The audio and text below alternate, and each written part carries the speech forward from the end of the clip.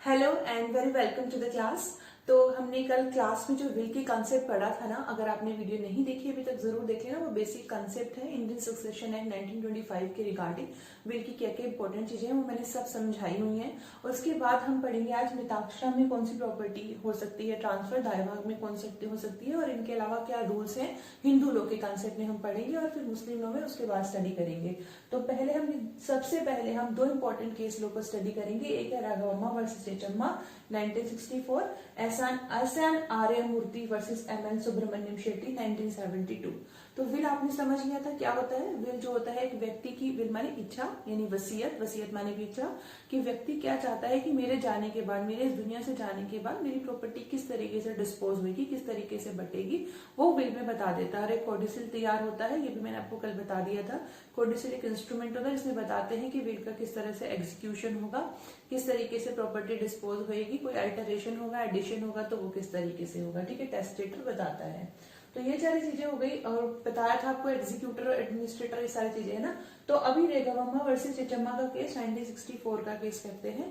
इस केस में ये हेड हुआ था कि जैसे मैं आपको बताऊं, एक व्यक्ति था ए, इसने क्या किया, एक कोपार सिंह की प्रॉपर्टी थी इसकी, जिसमें इसका इंटरेस्ट था। ये कोपार सिंह की प्रॉपर्टी, इसमें इसका इंटरेस्ट, मगर इंटरेस्ट अभी स्पेसिफाई नहीं हुआ था क्योंकि प्रॉपर्टी का भी बंटवारा नहीं हुआ था, तो इंटरेस्ट स्पेसिफाई नहीं था, इसको ट्रांसफर नहीं हुआ था इंटरेस्ट। उससे पहले ही इसने अपने अनस्पेसिफाइड इंटरेस्ट का विल बना दिया।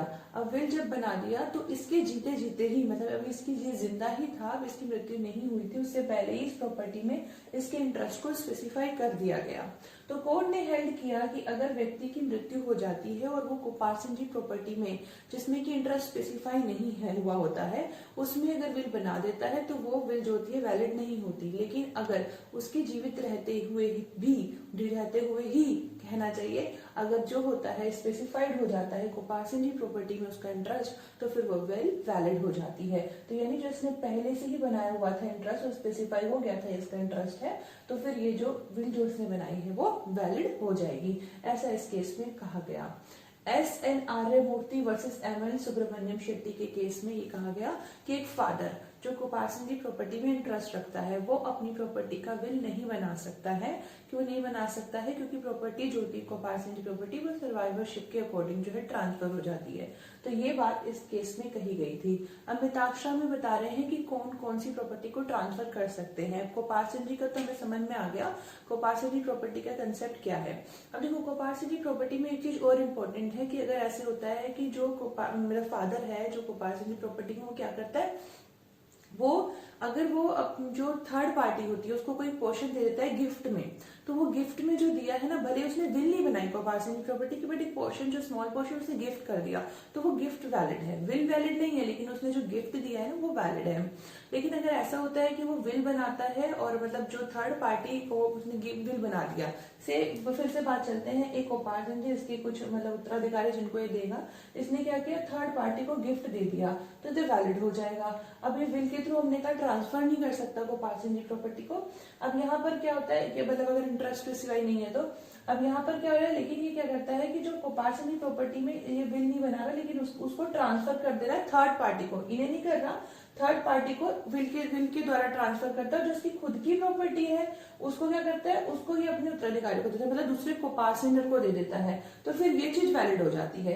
क्या बोल रहे हैं कि अपने इसका जो कोपार सिंह जी में इंटरेस्ट था उसने थर्ड पार्टी को दे दिया, और जो कोपार सिंह जी का इंटरेस्ट जिन्हें जाना था उन्हें इसने अपनी एक्वायर्ड करी हुई प्रॉपर्टी दे दी। तो अगर ये कोपार सिंह जो थे, उधर कोपार सिंह जिन्हें जाना था हक, वो इस चीज को एडमिट करते हैं कि ठीक है आप हमारा हक किसी और को दे दीजिए, तो फिर क्या होगा, तो फिर ये चीज भी वैलिड हो जाएगी। ऐसा भी केस में हेल्ड हुआ था। ठीक है, अब नेक्स्ट हमने वही बात करें कि कौन कौन सी प्रॉपर्टी को वो ट्रांसफर कर सकता है। मिताक्षरा में सेपरेट एंड सेल्फ एक्वायर्ड, इसके अलावा सोल सर्वाइविंग कोपार सिंह अगर है, कोई और उसके साथ कोपार सिंह नहीं है, वो अकेला ही व्यक्ति है, कोपार सिंह की प्रॉपर्टी रखता है, तो वो भी ट्रांसफर कर सकता है उसको विल के थ्रू।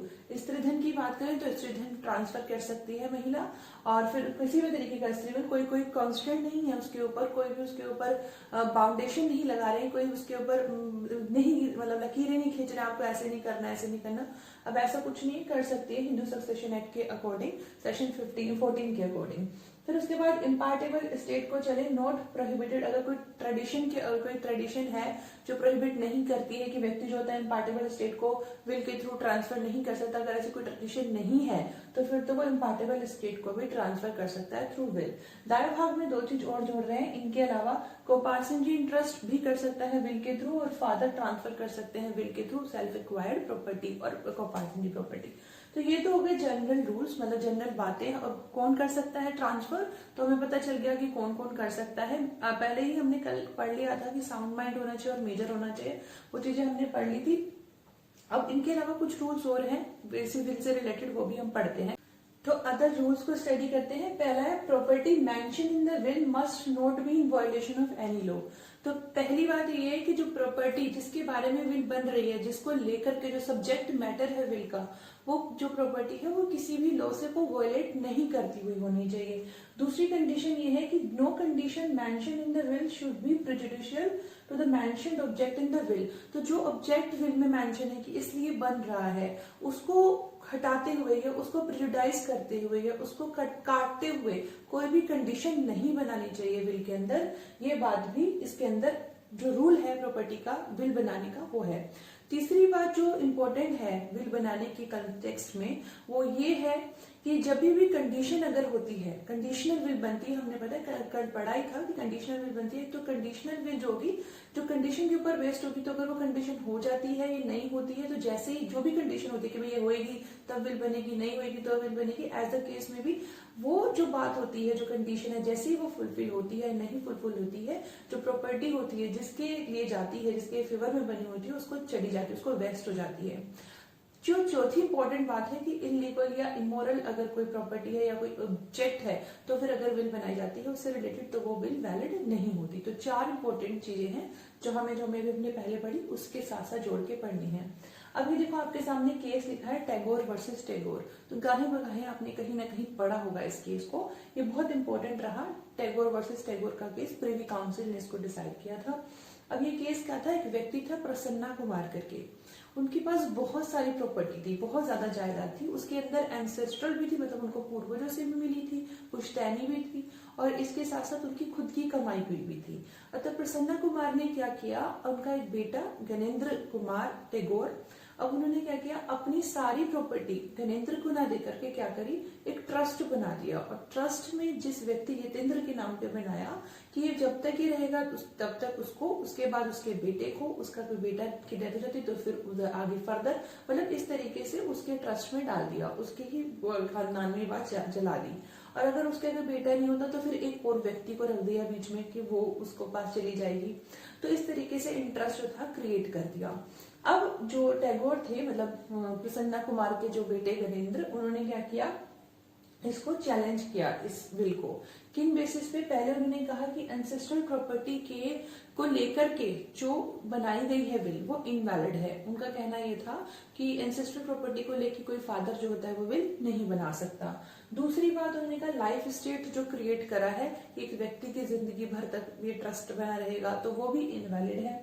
तीसरी कह रहे अनबोर्न पर्सन की, यतेंद्र की डेथ होगी तो जो उनका बेटा होगा उसके पास चला जाएगा, तो अभी बेटा नहीं था तो अनबोर्न पर्सन ने इंटरेस्ट क्रिएट कर दिया। उन्होंने कहा गणेंद्र ने कि ये भी इनवैलिड है। फिर चौथी बात बोली कि इस तरीके से विल बनाई गई है कि गणेंद्र को जो है प्रॉपर्टी से वारिसान जो उसका निकाल दिया जाए, वारिसान उससे छीन दिया जाए।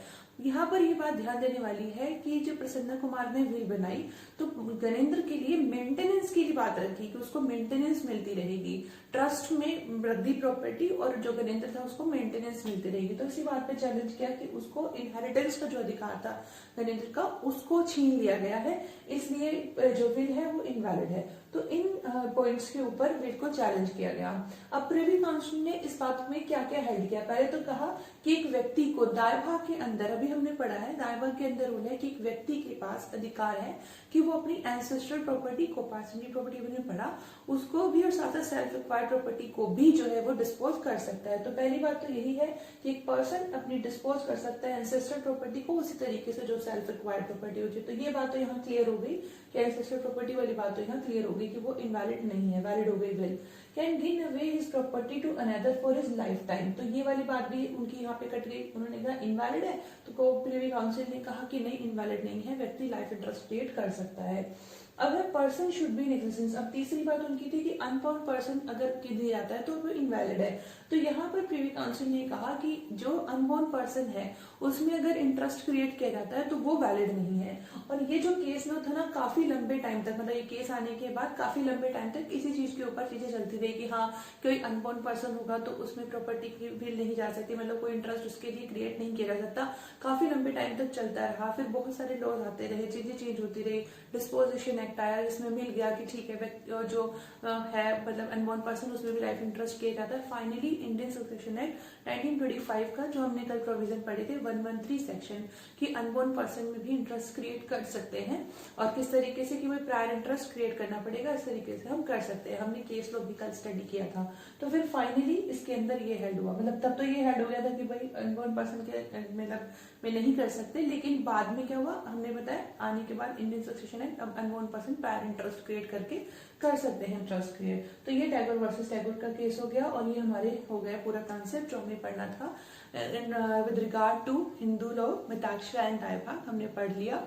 और इसके साथ साथ कुछ इंपॉर्टेंट चीज और भी है, जैसे कि रूल्स फॉर कॉन्स्ट्रक्टिंग द विल। तो विल को कंस्ट्रक्ट करते हुए क्या क्या बातें ध्यान रखनी है। स्टेट ऑफ द टेस्टेटर, मतलब किस माइंड स्टेट में वो उसने ये विल बनाई, उसकी फैमिली रिलेशंस कौन कौन है, कैसे हैं उसके family relation, probability of using the words with particular intention, जिन वर्ड्स को इस्तेमाल कर रहा है वो किस इंटेंशन के साथ यूज किए जा रहे हैं। हमने कल पढ़ा था कि लैंग्वेज का कोई मैटर नहीं, मैटर क्या है, मैटर ये है कि वर्ड्स क्लियर होने चाहिए कि ये पता चल रहा है। उसकी कास्ट और रिलीजियस फेथ क्या है, और कॉमन डिजायर और सेंटिमेंट्स क्या है ऑफ हिंदूज के। तो ये सारे रूल्स ध्यान रखने होते हैं जब एक मतलब विल जो है क्रिएट करी है, तो उसको उसकी ऑथेंटिसिटी को अगर जज करना है तो अब हमने विल का कंसेप्ट पूरा कर लिया हिंदू लोग के पर्सपेक्टिव में। मुस्लिम लोग के कंसेप्ट में हमने बस विल पढ़ना है और थोड़ा सा इनकी वो होती है मतलब एग्नेट कॉग्नेट्स क्या होते हैं ये समझाना है आपको। फिर जितने भी इंपॉर्टेंट कॉन्सेप्ट्स होंगे वो हिंदू लोग के मुस्लिम लोग के ऑलमोस्ट कवर हो गए हैं, इन चीजों को छोड़ करके, मतलब समझ लो हो ही गए हैं, हो जाएगा विद इन 2 और 3 क्लासेस की भी फिनिश हो जाएगा। तो ज्यादा कुछ नहीं कहना। Thank you so much for watching, thanks lot, keep learning and keep smiling.